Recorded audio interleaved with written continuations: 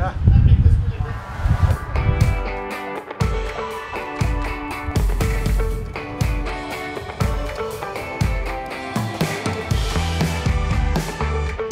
Doing all of these semi-handmade cabinet fronts today. Very excited about that. They come, you can see, just like your Ikea cabinet doors. They're already, they have everything cut for them, and they install very, very simply. We're gonna knock all these out today.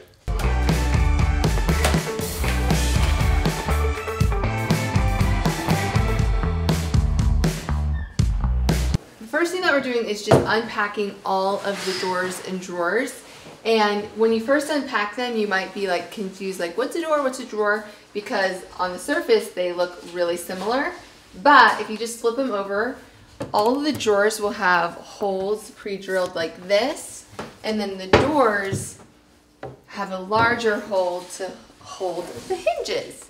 So that's how we're kind of keeping them organized after we unpack them.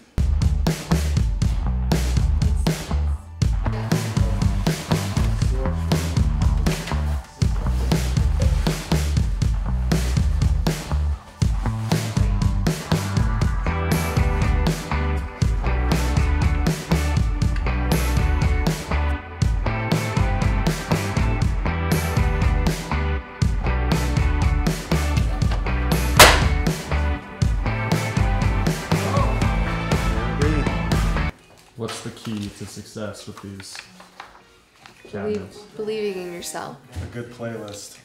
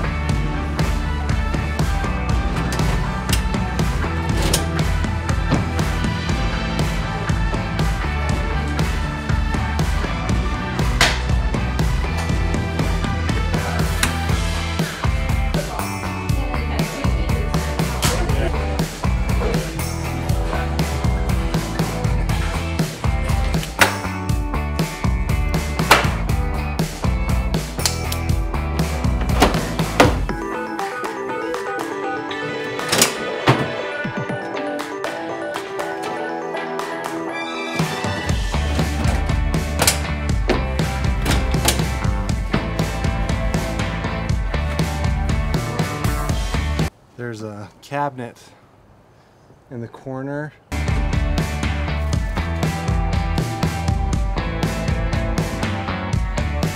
In order to make it fit in there just perfect, we're kind of retrofitting the area, and so I need to boost it up 3 3/4 inches. So I'm going to use some 2x6, cut it down to size on the table saw, and then we'll stack the cabinets up on top of that. They'll line up perfectly along the top, and then we'll put a filler piece on the bottom, and I think that's going to give us the look that we need.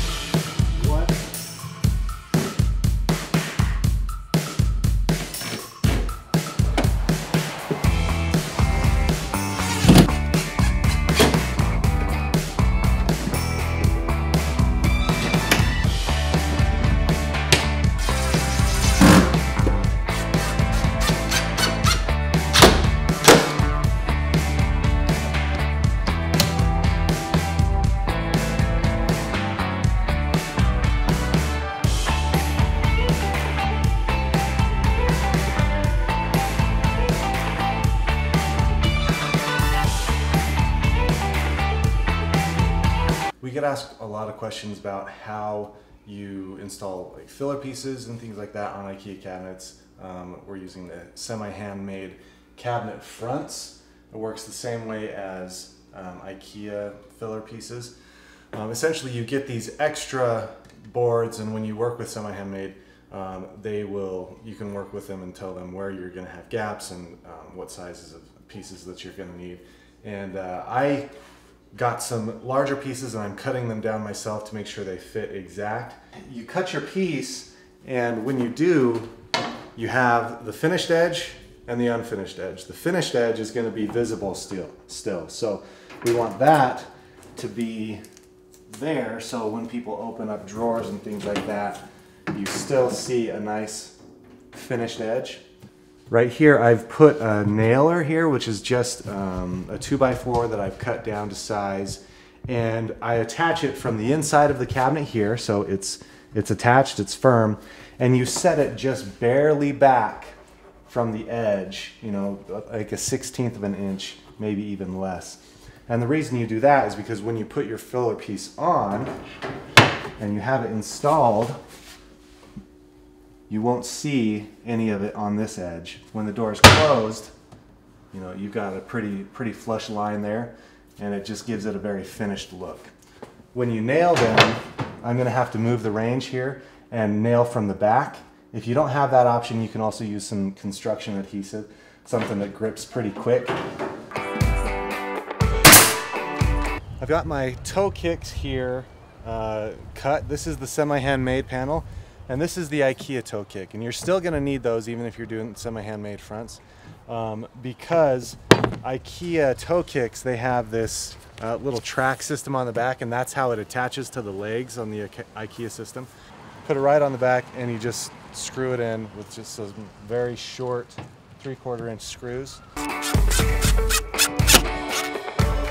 So these are the clips here that just wrap around the legs and hug the toe kick in.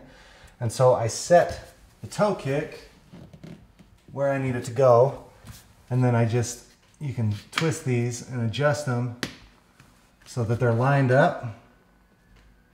And that way when I push this up in place, it'll just snap in.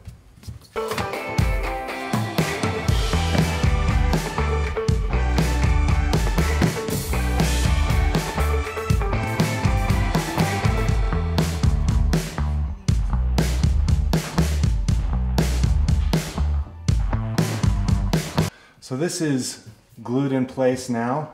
The range, I didn't have anybody here to help me move it, and it's very, very heavy, doesn't have wheels, and I don't want to scratch up the floor. So I'm just gluing these pieces on. It's glued. I've got a block here that's holding it up, and that will just stay there for the next 24 hours as the glue cures and I do the rest of the space.